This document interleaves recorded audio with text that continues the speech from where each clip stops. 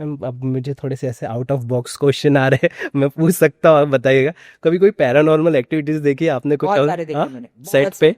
मैं बहुत जल्दी सेंस करती हूँ। हाँ, यस।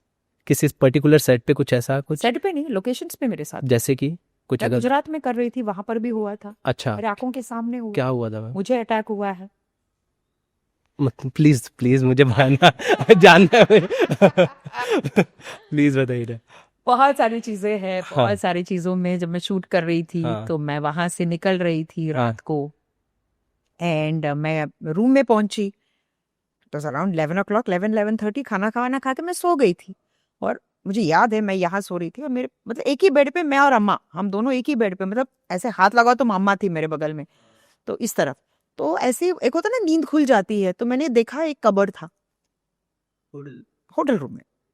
कबर्ड खुला, मुझे एक एनर्जी सेंस कर रही थी मैं कि इट वॉज कमिंग टुवर्ड्स, मुझे पता चल रहा था। एंड आके ऐसा ना छाती पे ना ऐसा एक वेट जैसा हो गया था मेरे। अच्छा, मैं मुंह खोल रही हूँ, आवाज नहीं निकल रही है, हाथ नहीं हिल रहा था।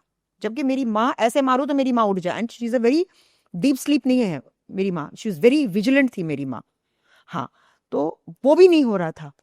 तब भी मैं, और मुझे वो ग्रोइंग करता हुआ दिख रहा था, it was getting into my body, मुझे वो सेंस हो रहा था।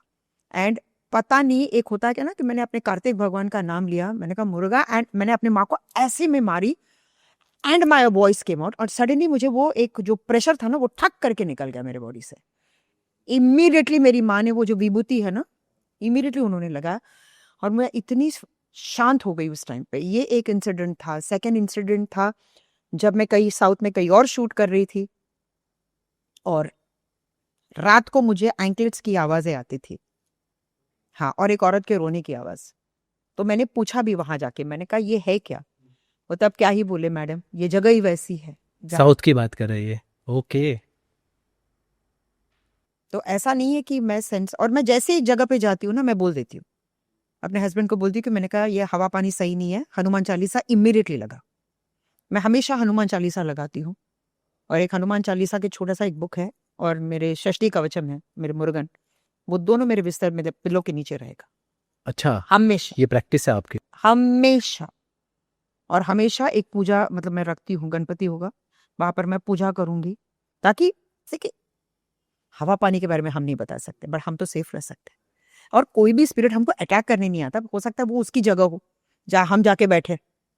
सो एक पूजा करने में क्या ही प्रॉब्लम है। क्या ही प्रॉब्लम है, राइट है मैम। मोस्टली हम सुनते हैं ना कि जैसे आपने जो बातें कही, बहुत लोग कहते हैं मोस्टली हॉरर फिल्में जब आती है या ऐसे आते हैं तो आर्टिस्ट है ना ये सब ऐसी स्टोरीज बता, क्या ऐसी एनर्जीज अट्रैक्ट होती है जब आप ऐसे कॉन्सेप्ट पे काम कर रहे हो, या कुछ ऐसी चीजें होती है? मैंने कोई हॉरर नहीं किया है। हाँ। और खास तौर से इवन साउथ में जब हम शूट करते हैं ना, जब रात को हम शूट करते हैं और पैकअप होता है, हम वहां मोगरा के फूल बहुत लगाते हैं।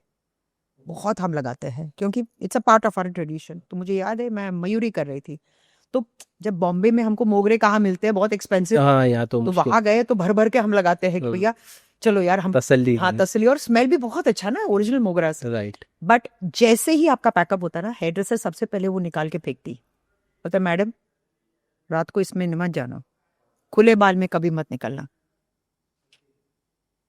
कभी परफ्यूम लगा के कभी मत निकलना, कपड़े चेंज कर लीजिए अपना। सो ये सब मैंने सीखा है वहां पे। और क्या, मैंने कभी ये नहीं पूछा क्यों। सी, मैं वहां क्वेश्चन करने नहीं हूं, मैंने उनसे कुछ सीखा है। सी, ये क्वेश्चनिंग मुझे कभी बिल्कुल नहीं अच्छा लगता, हर चीज में क्यों कैसे किस लिए। भाई कुछ तो होगा ना, तभी तो वो हमको बोल रहे हैं।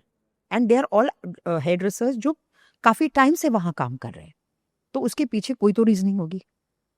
तो सिर्फ उस चीज को मानने में क्या प्रॉब्लम है? नहीं मैं गजरे जागा के ही जाऊंगी, घर ही तो जा रही हो, निकाल के रखो ना, क्या प्रॉब्लम है? सो ये चीजें मैं आज भी फॉलो करती हूँ। मैम, क्यों आपने पूछा, और वो आपको जो सजेशन आपने कहा कि आप क्वेश्चन नहीं करती, और इससे पहले आपने कहा था कि प्राण साहब ने आपको जो एडवाइस दी थी, क्या पूरे करियर में और किसी आर्टिस्ट का आप ऐसी कोई एडवाइस है जो आप अपनी लाइफ में फॉलो करती हैं टूवर्ड्स, ऐसी कोई बात? मैंने हर आर्टिस्ट से कुछ सीखा है, और मैं अपने सीनियर्स की बहुत रिस्पेक्ट करती हूँ। लाइक फरीदा जी, मुझे याद है एक इंस्टेंस में डेफिनेटली कहना चाहूंगी। मैं आरके में शूट कर रही थी, आरके स्टूडियोज में, और पैकअप हो गया था, दोपहर का टाइम था, तो मैं गाड़ी में बैठ गई, मेरी हेयर ड्रेसर मेरे साथ बैठी थी। सामने शशि कपूर साहब सेट लगा रहे थे, अजूबा अजूबा या अजूबा आई थिंक सो, और शशि साहब बाहर बैठे थे फ्लोर के बाहर, और हमारी गाड़ी वहीं से पास हो रही थी। तो मेरी हेडरेसर ने कहा शशि साहब बैठे, उतर के हेलो बोलना। मैंने कहा वो मुझे कहाँ पहचानेंगे यार, मैंने कहा शशि साहब इतने बड़े एक्टर है, मैं तो टुच्चू यार, नहीं आई हूँ इंडस्ट्री में। तो मेरी हेडरेसर ने बोला ठीक है मग जाओ द्या। मैं ऐसे गई, शशि साहब उठे, वहां से चेयर पे बैठे थे, उन्होंने ऐसे गाड़ी रुका, इस नाचीज को शशि कपूर कहते हैं।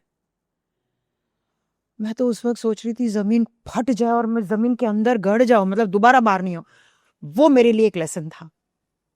मैंने कहा हमेशा जाओ, कोई भी एक्टर हो, सबसे पहले जाओ hello I am Sudha Chandran. वो मैंने शशि साहब से सीखा। दे आर लेजेंड्स, इसलिए they are legends. Seriously this is what I learn from Shashi साहब। और मुझे याद है मैं एक एंकर कर रही थी और शमी साहब मेरे सामने बैठे। he was the director of the show, लहरे या कुछ ऐसा कुछ एंकर कर रही थी मैं। अब शमी साहब को हमने फिल्मों में देखा है, और डांस की मैं इतनी बड़ी दीवानी उनके, क्योंकि वो beat off beat non beat सब बीट पकड़ते थे। तो हम वो देखते थे कि कौन सी बीट छोड़ेंगे, ये कोई बीट नहीं छोड़ते थे। और जो करते थे मोमेंट्स, में सोचती ये कैसे करते होंगे शशि साहब, क्योंकि ये मोमेंट्स तो जेन्युइनली कोई मतलब कर ही नहीं सकता unless your body is not so flexible. तो सामने बैठे थे, yes Sudha ji, so what are you going to say now. जो याद करके आ गई थी वो भी मैं भूल गई थी। मैंने कहा शम्मी साहब आप यहाँ बैठेंगे, and by then he was leer, वो बड़े बड़े वो माला पहन के ऐसे बैठे थे।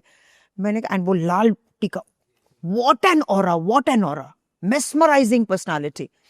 तो मैंने कहा कि सर आप यहाँ बैठेंगे तो मैं एक लाइन भी नहीं बोल पाऊंगी, आई एम द डायरेक्टर। मैंने कहा yes sir I know. Sudha ji कोई भी तो रम खा हो तुम्हारे सामने, always say you are the best. वो पर्सनालिटी आपको डिस्ट्रैक्ट ही नहीं करनी चाहिए। दैट पर्सनालिटी का कोई इम्पैक्ट आप पे नहीं आना चाहिए। आप सिर्फ अपने लाइंस पे और अपने आप पे कंसंट्रेट कर, सामने वाला आपके लिए एग्जिस्ट नहीं करना चाहिए। What a piece of advice. और इतनी बड़ी पर्सनालिटी ऐसी एडवाइस आपको दे रही, देते हैं मतलब ना। सोचो। बट सी वही तो मैं बोल रही हूं कि उस जमाने के एक्टर्स चाहते थे कि हम ग्रो करें, कि हम अच्छी चीजें सीखें। हमारे साथ बैठते थे। प्राण साहब मुझे बोलते थे बेटा सवेरे कुछ भी मत खाना, 2 अमूल का क्यूब लेना, वो खाना और गर्म पानी पीना, मस्का स्किन, देखो मेरा स्किन। मतलब ये चीजें प्राण साहब जिनको हम पर्दे पे देख के कांपते थे, वो प्राण साहब हमारे साथ बैठ के ये एडवाइस देते थे। आज के एक्टर हैं सिक्योर मैम उतने जितने आप वो देखते थे? आजकल तो हर कोई वैनिटी में बैठता है, सेट पे मिलते हैं, लाइनें बोले जाके वैनिटी में बैठते हैं। तो कैसे मतलब वो कांटेक्ट कहां से आएगा। अरुणा जी से मैंने टाइम पंक्चुअलिटी सीखी है। मतलब 9 की शिफ्ट में अरुणा जी 7:30-8 बजे विथ मेकअप 5 मिनट में मेकअप करती है, 5 मिनट में। और मैं बैठी थी ये देखने के लिए वो 5 मिनट में कैसे मेकअप करती है वो, एंड एग्जैक्टली 5 मिनट्स। मतलब क्या देख रही है, क्योंकि उसका मेकअप मैन जो था वो ऐसे ब्रशेस रखता था, वो ऐसे बिना देखे उनको पता था कि कौन से ब्रश किस उंगली में फंसी है। वो उनकी मतलब काफी कुछ सीखा मैंने बड़े, मैं उनको बहुत ऑब्जर्व करती हूँ। आज भी जब मैं बैठती हूँ मैं यंग एक्टर्स से भी बहुत कुछ सीखती हूँ, क्योंकि सेट पे मैं जब बैठती हूँ मैं लोगों को बहुत ऑब्जर्व करती हूँ।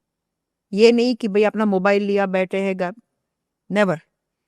यंगस्टर्स से भी सीखने को बहुत कुछ मिलता है। जो कुछ चीजें वो करते हैं तो मतलब कुछ तो होगा ना, तो you learn it from them. जो अपने पास नहीं है वो गुण लेने में क्या प्रॉब्लम है? सही, you are growing. Yes obviously. Ranbir Kapoor से कभी मिले आप?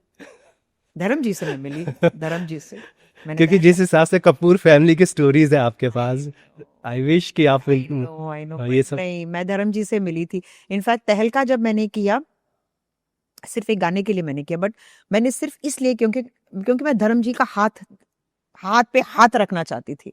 क्योंकि लोग बोलते थे कि उनका इतना मतलब बड़ा हाथ होता था बट अंदर से बहुत मुलायम है।